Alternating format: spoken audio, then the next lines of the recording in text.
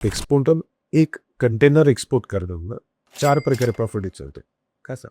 पहिलं प्रॉफिट तुम्ही वस्तू विकून घेता, जो तुम्ही 5-10%, 20% जो काय ठरवा. दुसरा प्रॉफिट आहे तुम्हाला हा इन्सेंटिव्हच्या स्वरूपात RODTP आणि ड्रॉबॅक नावाचा इन्सेंटिव्ह मिळतो. तो पर्सेंटेजमध्ये मिळतो आपल्याला, बेंड्रेन्स कुठले पण असले तरी.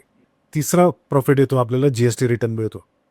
तुमच्या वस्तूला GST असं ठीक आहे, आपण इन्व्हॉइसमध्ये GST ॲड नाही करणार, पण त्याच्या पॅकेजिंगला, ट्रान्सपोर्टेशनला जो GST तो रिफंड येतो. पण कस्टमरला आपण GST नॉमिनल असलं पाहिजे तो ॲड करून टाकतो. ते पण 10-15 हजार रुपये प्रॉफिट. चौथा प्रॉफिट आहे तुम्ही फॉरेक्स ट्रेडिंगचे खूप सारे व्हिडिओ आहेत, दॅट इज इलिगल. गव्हर्नमेंट त्याला अलाव नाही करत. तुम्ही जे शेअर मार्केटसारखं ऑनलाईन जी करन्सी ट्रेडिंग करताय दॅट इज नॉट लिगल. पण एक्सपोर्टरला ती लिगल आहे. कसं? कारण याच्यामध्ये रिअल मनी इन्व्हॉल्ड आहे.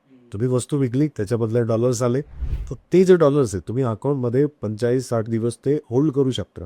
होल्ड का करायचे? कारण डॉलरच्या अगेन्स्ट जो रुपयाचा रेट कमी जास्त जो होतोय, कमी होणं जास्त होणं याच्यामध्ये प्रॉफिट पण आहे, लॉस पण आहे. मग तुम्हाला जेव्हा चांगला रेट मिळते तेव्हा तुम्ही सेल करा, कन्वर्ट करून घ्या ते पैसे, मग त्याच्यात खूप प्रॉफिट कमवते.